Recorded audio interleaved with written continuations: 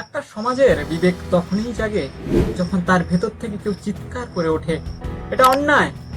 পশ্চিম মেদিনীপুরে দাসপুরের এই ঘটনা আমাদের সেই চিৎকারটা শোনার জন্য বাধ্য করেছে। অষ্টম শ্রেণীর এক নাবালিকা ছাত্রীকে দিনের পর দিন ওষুধ খাইয়ে ধর্ষণের অভিযোগ উঠছে তারই গানের শিক্ষকের বিরুদ্ধে।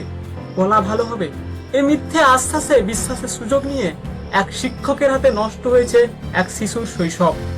শিক্ষক মানে তো আদর্শ, ভরসার আশ্রয়, অথচ সে শিক্ষক যখন বিশ্বাসঘাতকতা করে তখন সমাজের ভিড় নড়ে যায়। শুধু শিক্ষক নয়, এই অপরাধে জড়িয়ে পড়েছে গ্রামের মোড়লও, যে ওষুধ পৌঁছে দিত মেয়েটার কাছে। দিনের পর দিন এই অত্যাচার চলেছে আর নাবালিকা চুপ থেকেছে, ভয়ে লজ্জায় সমাজের চোখ চোখ রাঙানিতে। অবশেষে মায়ের কাছে মুখ খুলেছে সে, আর তারপরই পুলিশের কাছে অভিযুক্ত গ্রেফতার। এই ঘটনা আমাদের চোখে আঙুল দিয়ে দেখিয়ে দেয় এখনো কতটা সুরক্ষিত নয় আমাদের সন্তানরা। বাড়ি থেকে স্কুল, শিক্ষক থেকে প্রতিবেশী, বিশ্বাসের দেয়ালগুলো কোথায় যেন ফাঁক থেকে যাচ্ছে। সমাজ হিসেবে আমাদের দায়িত্ব এই ফাঁকগুলো চিহ্নিত করা আর প্রতিটি শিশুর জন্য নিরাপদ পরিবেশ গড়ে তোলা। প্রথমত, শিশুদের সঙ্গে খোলামেলা কথা বলার প্রয়োজন। তাদের শেখাতে হবে কোনো কিছু ভুল বা অস্বস্তিকর লাগলে নির্ভয় যেন বাবা মা কিংবা বাড়ির বড়দের জানায়। দ্বিতীয়ত, পরিবার, স্কুল, পাড়া সব জায়গায় সচেতনতা বাড়াতে হবে। এটা আমাদের বাড়িতে হতে পারে না, এই আত্মতুষ্টি ভেঙে ফেলতে হবে।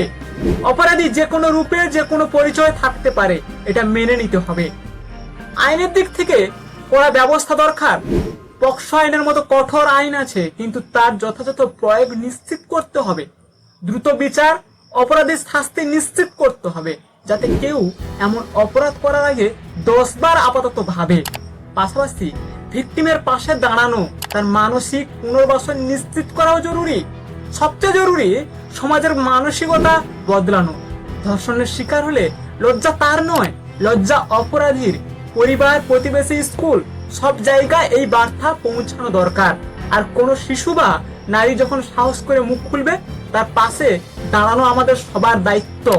এই ঘটনা আমাদের চোখ খুলে দেয়, শুধু আইন দিয়ে নয়, সচেতনতা, সহমর্মিতার সামাজিক সংহতি দিয়ে এমন অপরাধের বিরুদ্ধে লড়া যায়।